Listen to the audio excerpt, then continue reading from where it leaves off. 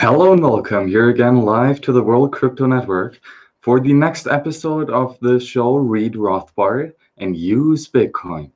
Today we're going to talk about, briefly, it's not going to be that long of a video, but we're going to talk about all these blockchainers and what's all about with them and why are they still here? Because the blockchain hype is nothing new. It's been going on for quite some time.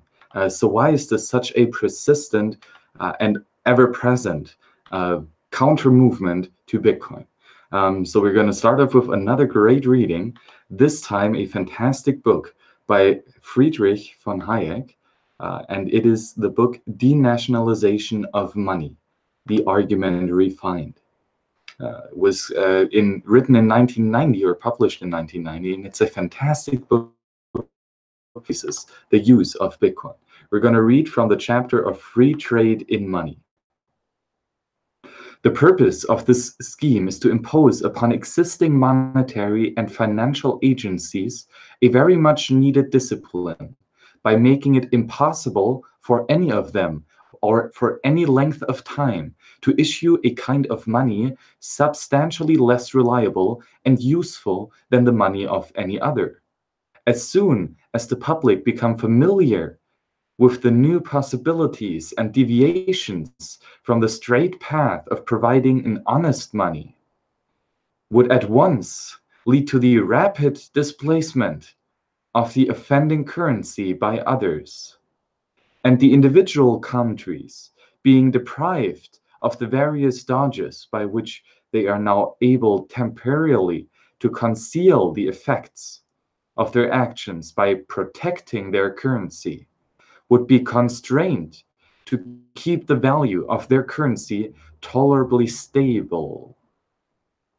And you see right here, Hayek is stressing the importance of competition in money, of, freedom in money. And he stresses this point because if we have competition, if there are several different monies available, which, by the way, there are in Bitcoin. How many cryptocurrencies do we have by now? A couple hundred, a couple thousand? It's immense. What does that mean? We have choice in which currency that we are going to use. And this means people will use different things. And anything will be tried and tested. Because even if only one person wants to have it, he can go out there and build it for himself. And if then other people would like to join him in his effort, they can. Because it's the unrelenting free market. And as long as it's peaceful, human people can interact and exchange and combine their labor on providing a good or service to other humans. That's amazing. That's trade, right? But competition is here really important. But to get back to what he says is that it is inevitable that because we have such a competition in money, that over the time, the public comes familiar with these new possibilities. Now that we have the competition, people for the first time see money as a competitive good. We used to have government monopolies on money forever, for a long, long, long time. And this means that the people did not have a choice in their money, a choice in currency. And so they just had to use whichever was given to them by the government. Now we have competition. Now we have free trade in money. And that brings up so many new possibilities that we first have to become familiar of. But after a while, we will realize that deviations from the honest money, from the sound money, from the hard money, from that money which has the most rareness to it, which is the most limited in supply, as Saifedean would put it in his book, the money that has the biggest stock to flow ratio, that the existing money supply is much, much bigger than the new money that is being added every year, for example. Bitcoin is the most hard and unrelenting in this monetary aspect, and it is unchangeable, as we've seen with the user-activated soft fork. A hard fork is pretty much impossible, especially if you are running your own full node and you are holding your own private keys. What this will lead to is the rapid displacement of the offending currencies. The offending currencies here being those currencies which are loose in supply, which is first and foremost, of course, all fiat government currencies, which are inherently exponentially inflationist. And this leads, of course, to the boom and bust cycle, which we've experienced countless times over the last 120 years or 100 years after the creation of the Fed. It's this expansionary money will be the first that will experience the rapid displacement in the grand scheme of things, because it has the most amount of inflated new money. However, currencies like Ethereum, with a complete nonsensical money economics emission schedule, where they decide the level of money that they are going to print in their little cabal of dictators, which is fantastic. That is exactly what a money should be, political. Currencies like these, or many of these others, as the professionals say, shitcoins, are offending currencies with a less hard, a less restrictive monetary policy, a less honest money, as Bitcoin is. And this will sooner or later, eventually, the time we cannot say, but this will lead to rapid displacement, a thing called the speculative attack, where the currency that you can easily produce, the currency that you can easily borrow upon, especially if it's a debt-based fiat money, you will borrow a lot of money, further weakening the currency, making you able to pay back the borrowed money with money that is less worth it. And with this money that is rapidly declining, you buy the hard asset, which you cannot multiply, which you cannot print ad infinitum. You go into Bitcoin, which is hard and sound. Then the price of Bitcoin will increase because there are now more hodlers of the Bitcoin currency, right? More users, more nodes in the network. And this will lead to exponential growth in the hard and the honest money, Bitcoin. And this will lead to an exponential decline in the weak money, in the not sound money, and that is fiat. And to be honest, most of all these others nonsensical clients. Because it's, after all, inflation. And inflation inherently is not just that it provides those that hold the money to those that are not holding the money, or those that are printing the new money, but further, it creates malinvestments and overconsumption. So on the consumer side, people will consume more. They will start to spend more money on nonsensical stuff. Satoshi dies, right? We are spending our Bitcoin in gambling. That is high time preference, short time horizon thinking. That is fiat money ideology still in existence, which Bitcoin will soon get rid of. On the entrepreneur side, we had malinvestments.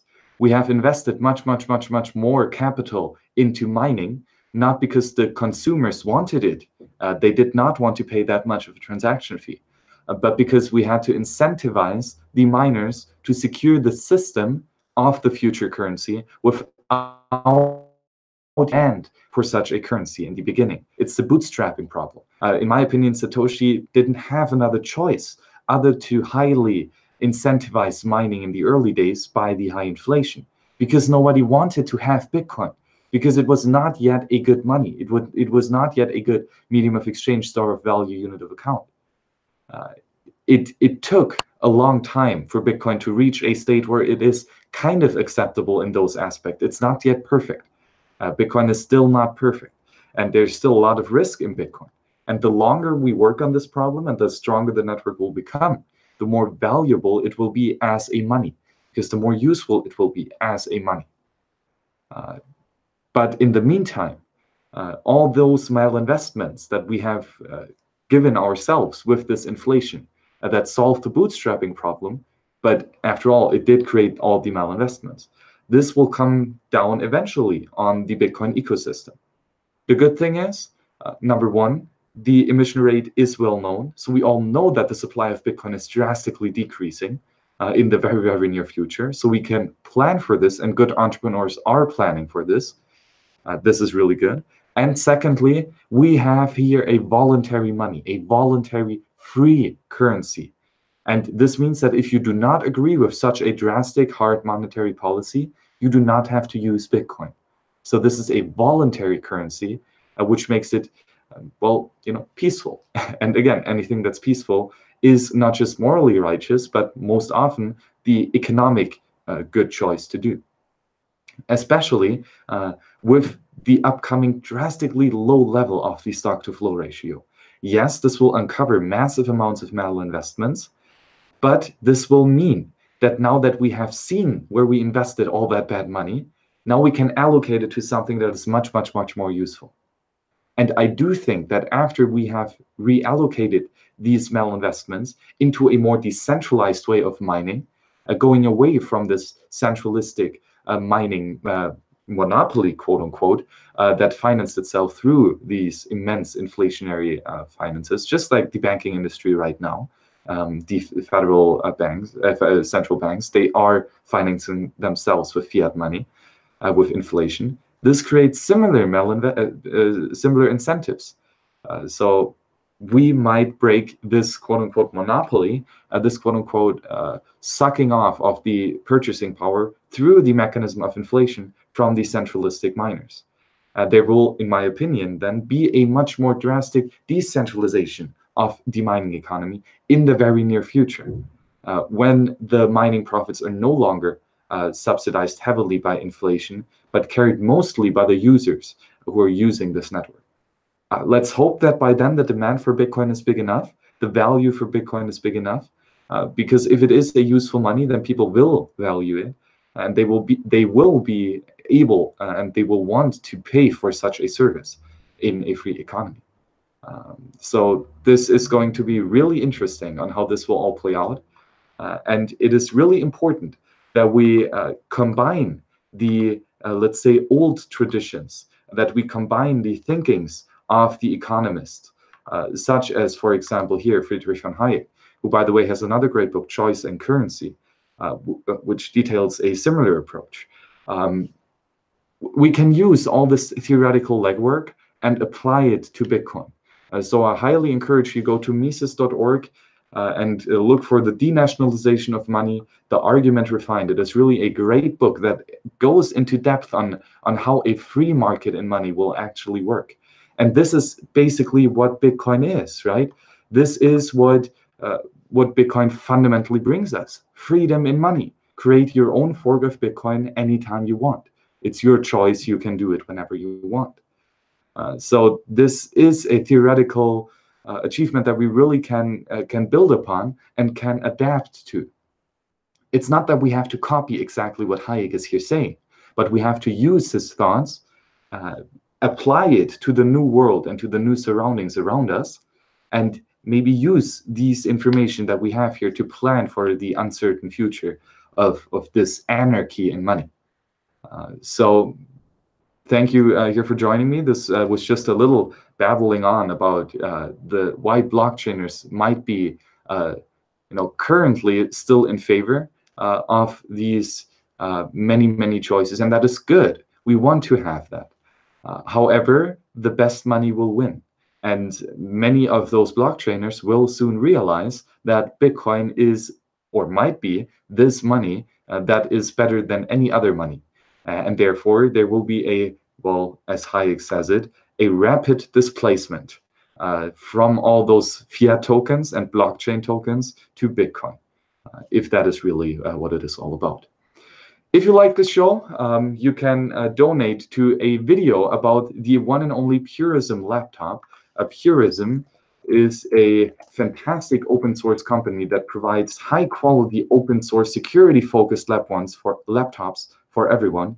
And this one right here, the Purism Libre 15, is one of these laptops that I've wanted for a long time. It's quite expensive, $1,500, roughly 0.03 Bitcoin. 0.3 Bitcoin. But if you want to see an in-depth analysis of this video, of this laptop, then you can donate right here to the QR code on your screen. We already had 2 donations, so thank you very much. One for 0.00015 Bitcoin and one for 0.00077 Bitcoin. So that is amazing. But what is especially amazing is the address format.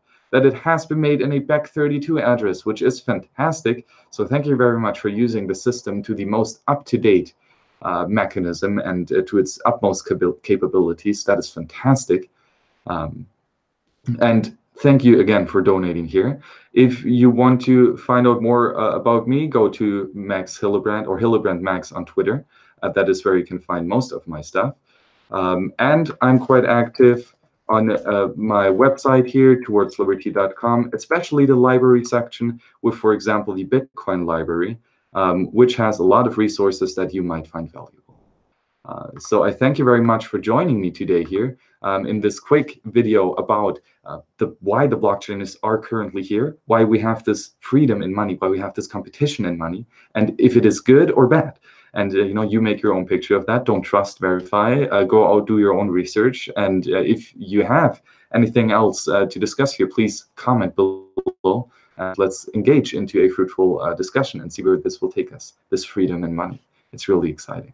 Thank you very much for joining me today, and see you in the next show of Read Rothbard and Use Bitcoin.